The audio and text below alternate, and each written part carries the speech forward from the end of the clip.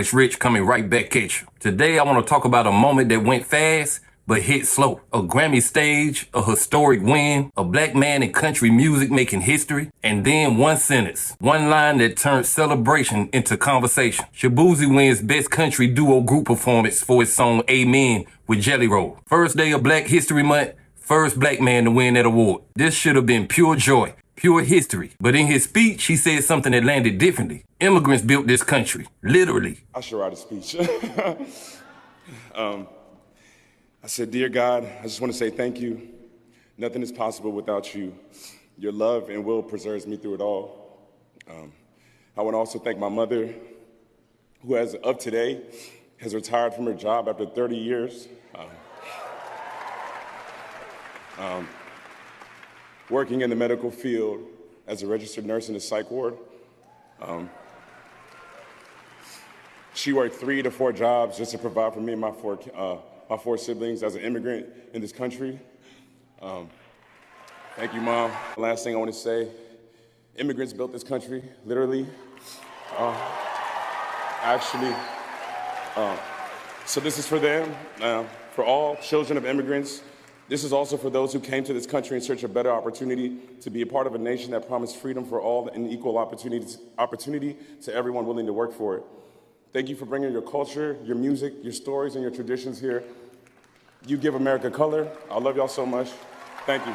And just like that, the room clapped, but the internet paused because to some people that line felt like honor, and to others, it felt like disrespect. Not intended disrespect, but real disrespect. And this is where the conversation gets deep, because Shaboozey didn't say anything crazy. He didn't say nothing hateful. He said something true that felt incomplete. And sometimes what you leave out hurts more than what you say. He was honoring his mother, a Nigerian immigrant who worked multiple jobs. He was speaking from his heart, from his story, from his truth. But the people listening were hearing from their history. And their history sounds different. Because when a black American hears immigrants built this country, they don't hear celebration. They hear replacement. And that pain ain't new. That pain is old, generations old. This is about two truths colliding on stage. He is a black man and he is the son of Nigerian immigrants. Both are true, but those two identities do not carry the same historical weight in America. And that's the part people don't like to say out loud. We all black, but we not all the same story. And that don't make nobody better. It just make our histories different. Because it's a difference between coming to America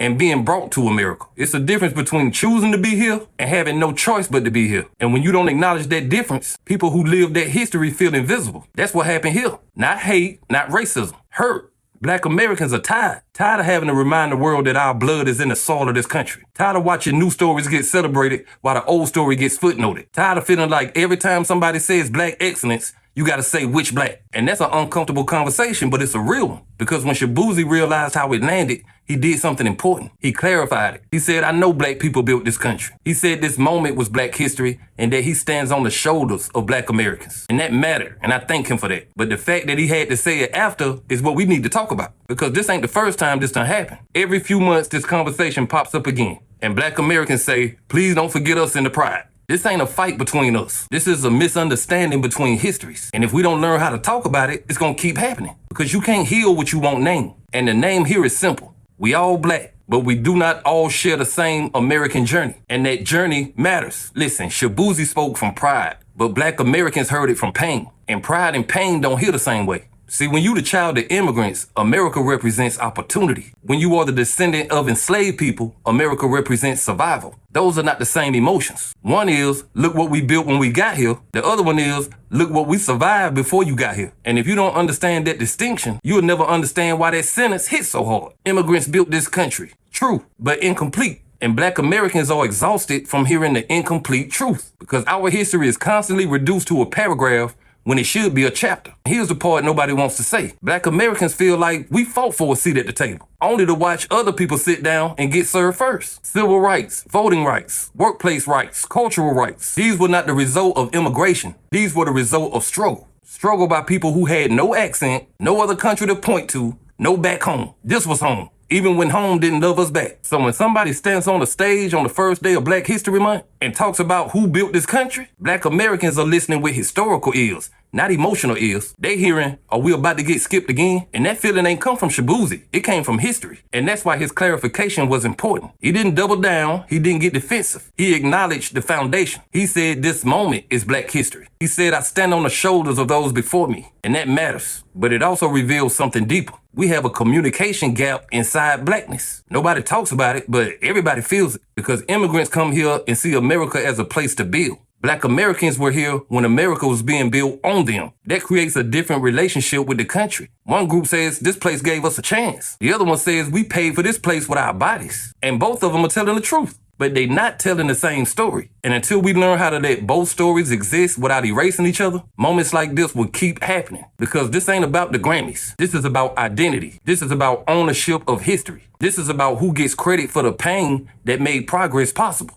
And when you don't say that clearly, people who live that pain feel disrespected. Not because you meant to disrespect them, but because history has disrespected us for too long. This is why the internet erupted. Not because people hate Shaboozey, but because people are tired of feeling invisible in their own story. And he stepped into a conversation that's been waiting to happen. A conversation about the difference between Black skin and Black American history. Because unity don't come from pretending like we the same. Unity comes from understanding how we different and respecting it. Now here's where it gets powerful, because this story is not about who is right. It's about what we learned. And what we learned is this. You can be proud of your immigrant story and still honor the Black American story. You can celebrate your parents' sacrifice without accidentally stepping over your neighbor's history. And that's what Shaboozey walked us into. A moment where we had to slow down and talk about something that we usually whisper about. Because for a long time, Black Americans have felt like we have to share our struggle, but nobody shares the credit. We watch immigrants come here and benefit from rights we fought for. And then we hear immigrants built this country. And yes, that hit like disrespect, even when disrespect is not intended. And this is why his response mattered. He didn't argue, he didn't dismiss. He said it clearly. I am a Black man. I stand on the backs of Black Americans. And that's the part that changed the energy. Because what people wanted was not an apology. We just wanted acknowledgement. We just wanted to hear, yeah, I see y'all. And this moment forced a conversation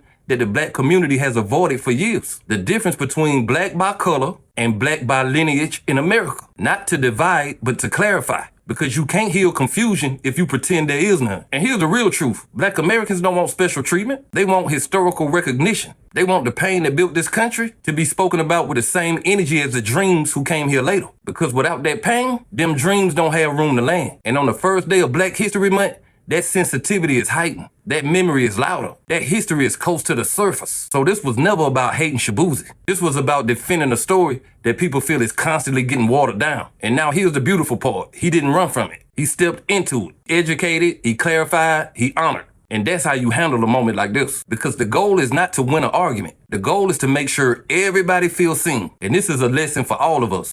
When we speak on history, we have to speak with precision. When we speak on contribution, we have to speak with completeness, because incomplete truth feels like a lie to the people you left out. And that's what this is. Not disrespect, just an incomplete sentence that landed on a very complete history. Unity in the Black community don't come from pretending we identical. It comes from understanding each other's story without trying to rewrite them. And that's what this moment gave us. A chance to talk, a chance to clarify, a chance to respect the differences and protect the unity. Because we are connected, but we are not the same. And there's nothing wrong with saying that as long as you say it with respect. And that's my lesson. That's the growth. That's the real story. But hey, that's just my opinion. What's yours?